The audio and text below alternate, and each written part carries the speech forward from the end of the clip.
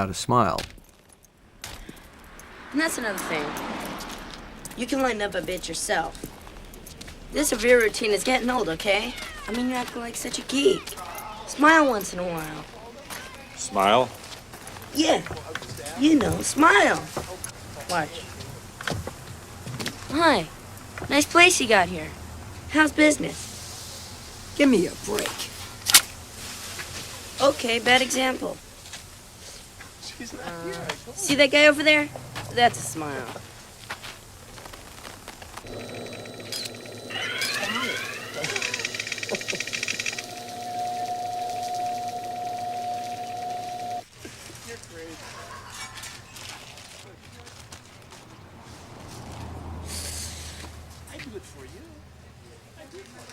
That's good. Maybe you could practice in front of a mirror or something.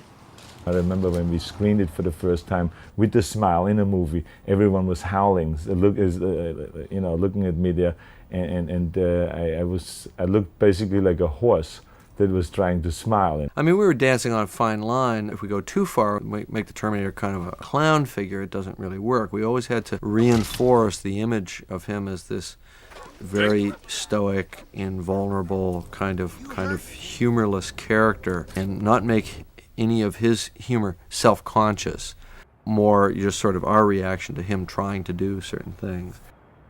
There was a critical slump in the middle of the film that had to be shortened, and the chip removal and the smile scene and a couple of those other little snippets all fall into that part of the film. And the gulf between when they escape from the mental hospital and when Sarah makes her decision to go back to the city, put herself back in harm's way to try to alter the course of history, is, in a sense, an undefined or a dead period from a narrative standpoint. When I started to see the film that way, I realized that anything in there should be the biggest target area to shorten the film.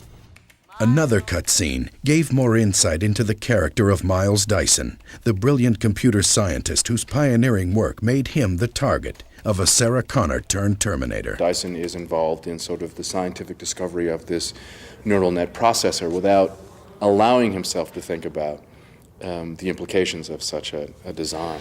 Imagine a jet airliner with a pilot that never gets tired, never makes mistakes, never shows up to work with a hangover.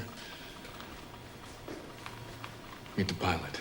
It was nice to see Dyson in his environment as a family man, as a guy who's a little bit obsessed with his work, who sees all the good possibilities in what he's creating. He's not creating a weapon. He's not creating something that could destroy the world in his mind. In the original Terminator, Sarah was sort of a victim in that things began to happen to her and she didn't quite know why.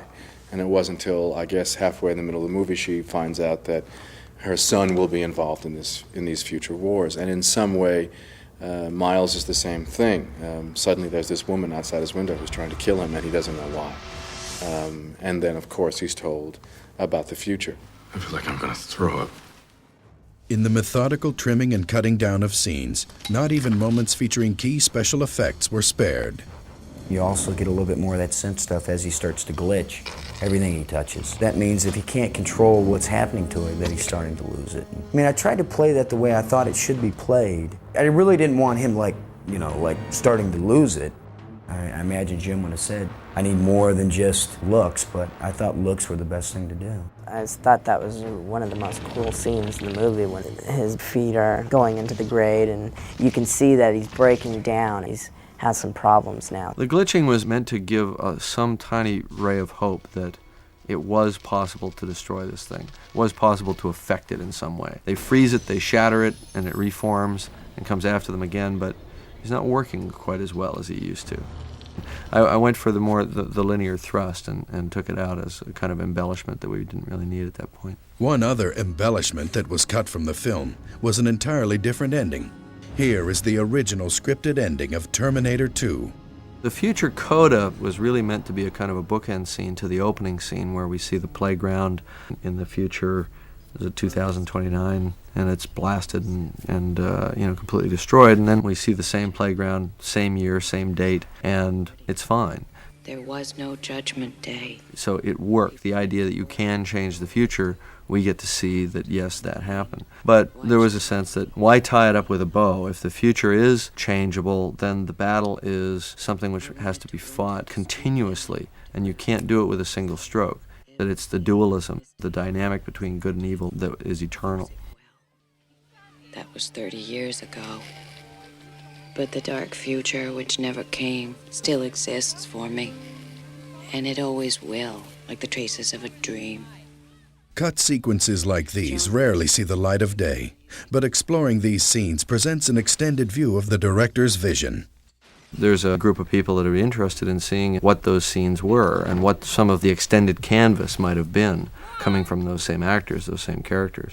So we have all those pieces lying around. Why not reinstate them and create a version of the film that can exist in a different format, which is, say, the Laserdisc format or the video format.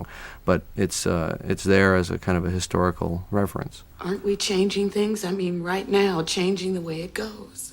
That's right. We're actually doing what the characters in Terminator 1 and 2 are doing, which is that we're slightly altering the pathway of time itself. The special editions, you know, in this age of interactivity, give you a choice between seeing the film as it was in a theater and seeing essentially the finished version of the initial conception, giving you a look behind the curtain on the creative process that got us to the version of the film that we released.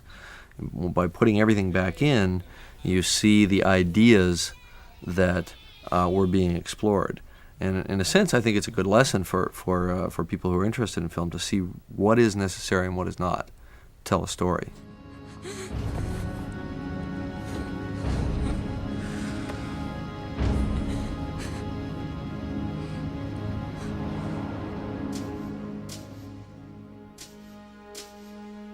The unknown future rolls toward us. I face it for the first time with a sense of hope. Because if a machine, a Terminator, can learn the value of human life, maybe we can too.